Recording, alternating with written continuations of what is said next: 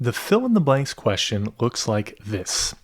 So you will be given a sentence, and one of the words in that sentence will be missing letters.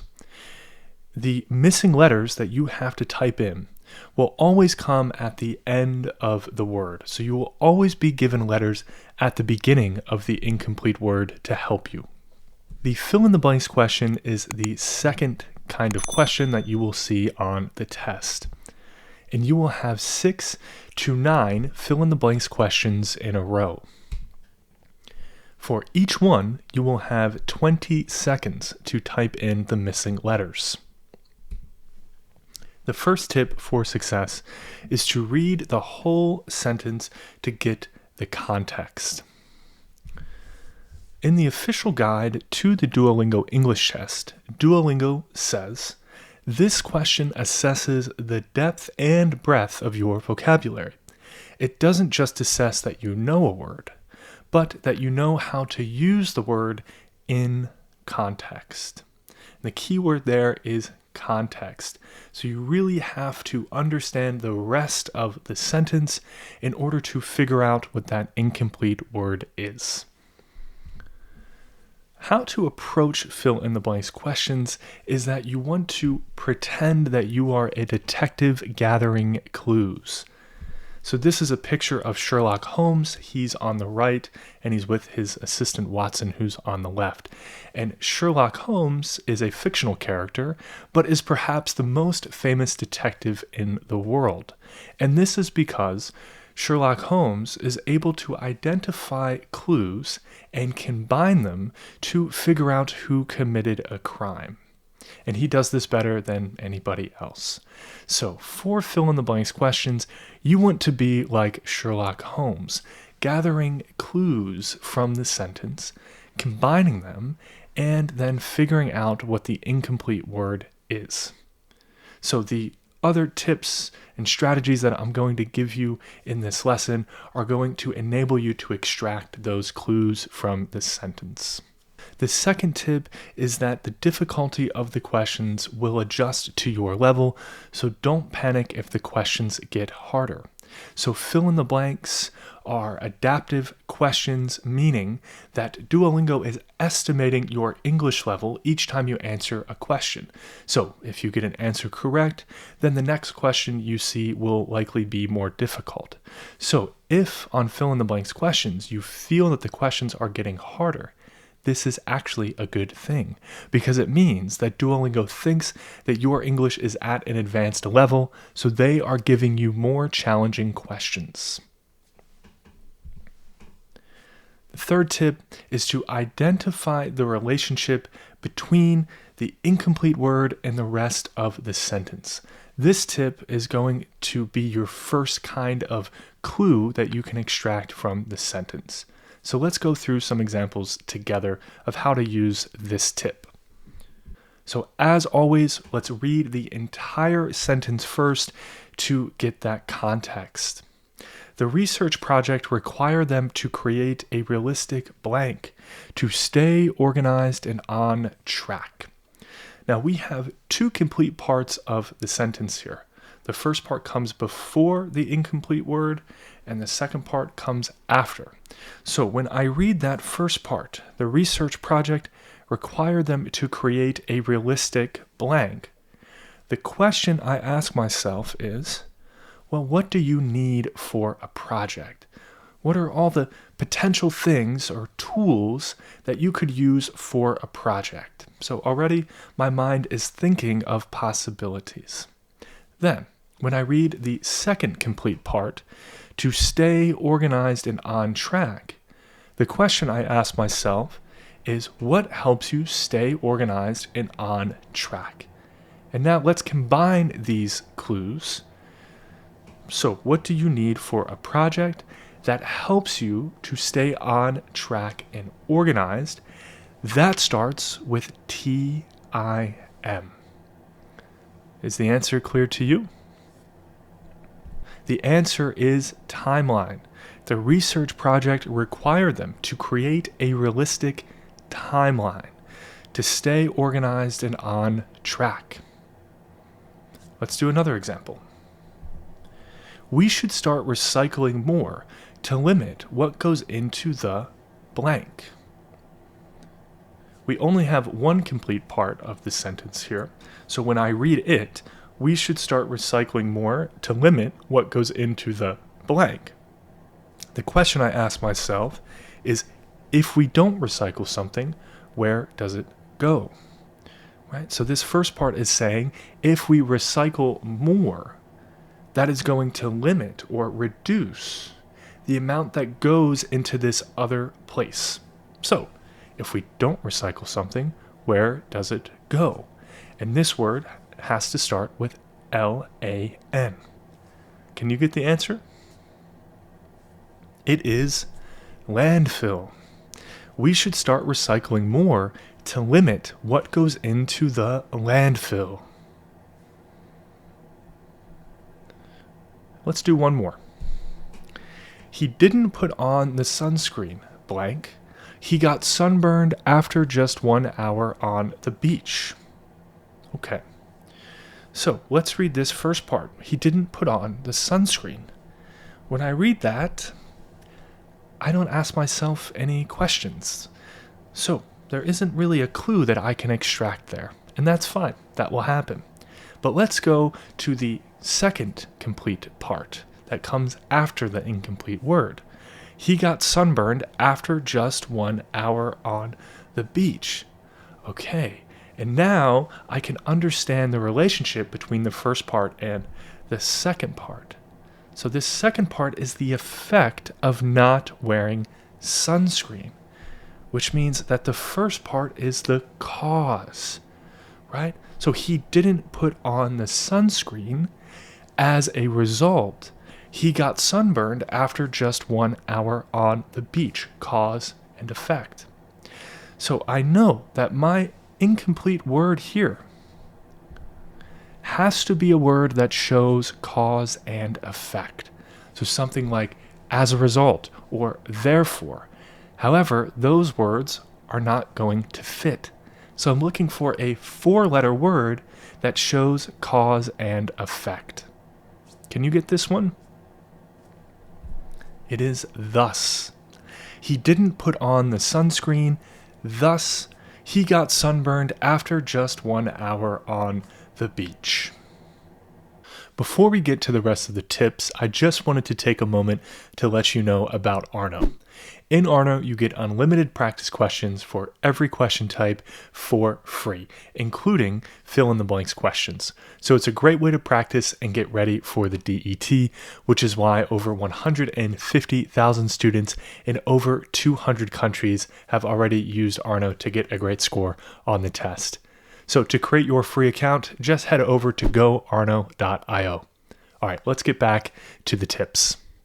Tip number 3, again, is identify the relationship between the incomplete word and the rest of the sentence. And tip number 4 is identify the part of speech of the incomplete word. Let's do some examples. In the USA, the presidential inauguration is a historically significant blank, attended by dignitaries and citizens alike. So let's try to figure out what part of speech this incomplete word is. And when I do that, the thing that jumps out to me is this. A. A is an article, and articles are used with nouns. Therefore, I can conclude that my incomplete word is a noun.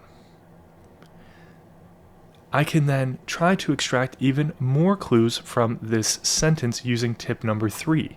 So what's the relationship between the incomplete word and the rest of the sentence? Well, it says here that the presidential inauguration is something.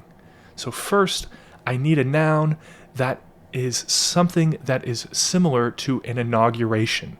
So an inauguration is the event when a new president is sworn into office, when they begin their term. So I'm looking for a word that is a synonym of event. I'm also looking for a word that can be described as historically significant. And finally, I'm looking for a word that's a synonym for event that would be something that is attended by dignitaries who are important people as well as ordinary citizens. So, combining all of those clues, are you able to figure out what this incomplete word is? It is ceremony. In the USA, the presidential inauguration is a historically significant ceremony attended by dignitaries and citizens alike. Let's do another one. When the magazine raised the subscription price, it really blank all their readers. What part of speech is this incomplete word? Well, what I notice is that I have my subject here, it. That's the subject of my sentence. And every sentence in English has to have a subject and a verb. So if I already have the subject, but I don't have a verb, that means that my incomplete word has to be the verb. So, great, I'm looking for a verb, but I can go one step further, and I can figure out the tense of this verb. So notice how in the first part of the sentence, when the magazine raised the subscription price, the verb in that part is a past tense verb. So this sentence is talking about things that happened in the past. And therefore, I can conclude that my incomplete word also has to be a past tense verb. This is very useful because in English, most past tense verbs end in ed. So likely, this incomplete word also ends in ed. Great. Now, let's see if we can figure out the relationship between the incomplete word and the rest of the sentence. So this first part says, when the magazine raised the subscription price, and then the second part, it really blank all their readers. That second part is talking about how readers reacted to the magazine raising their prices. Well, how do people react when the price of anything rises?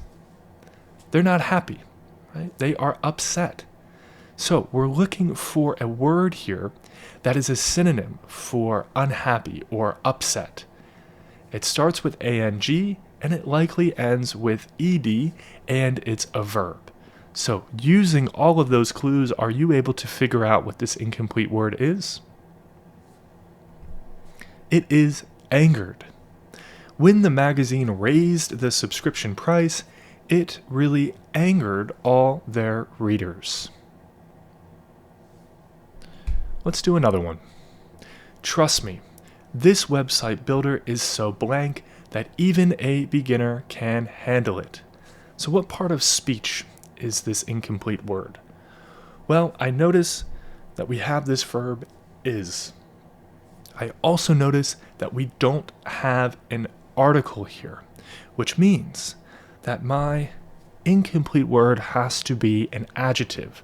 So think back to some of the earliest sentences that you learned in English. He is happy. He is sad. Right? It's the same structure here. The website builder is so blank, and that incomplete word needs to be an adjective. Great. What is the relationship between the incomplete word and the rest of the sentence? Well, this first part says that we're talking about a website builder. So what are words that would be appropriate to describe a website builder is what I begin to think of. But really, the valuable clue here comes in the second part of the sentence, that even a beginner can handle it. So we are looking for an adjective that means something that even a beginner can handle. So we're looking for a word like simple. However, simple is not going to fit here. So what's a synonym for simple that starts with EA? The answer is easy. Literally. Trust me, this website builder is so easy that even a beginner can handle it. So tip number 4, again, is to identify the part of speech of the incomplete word. Tip number 5 is if you don't know, make a guess. So on the Duolingo English Test, you do not lose more points for putting an incorrect answer than you would if you left an answer blank. In other words, you can only gain points by making a guess. If you leave a response blank, you will lose maximum points. Tip number 6 is to proofread your response. So this is generally good advice for the test. Anytime you have to type anything in, save time to proofread your response so that you don't lose points for silly typos that are easily fixed. This is especially important advice for fill in the blanks because your entire answer has to be correct. If one letter is wrong, you will get no points for your response. So there is no partial credit for fill in the blanks questions.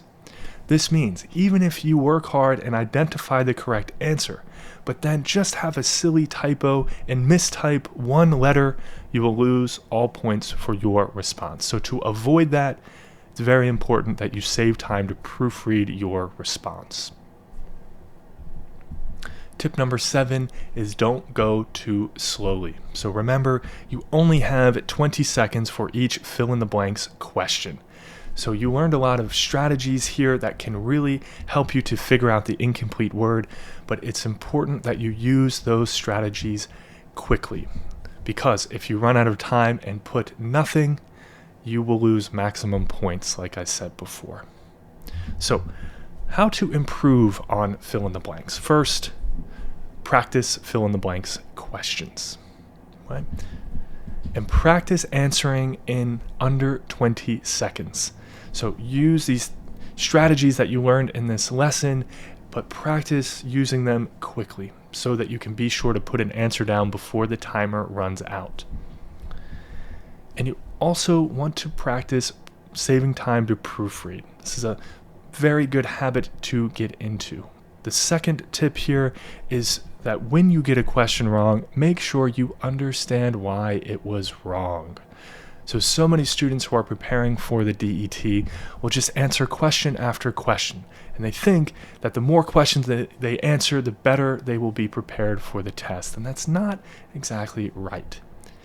When you answer a question and you get it wrong, you need to slow down and analyze your mistake. So really understand why what you put is incorrect and why the correct answer is the correct answer.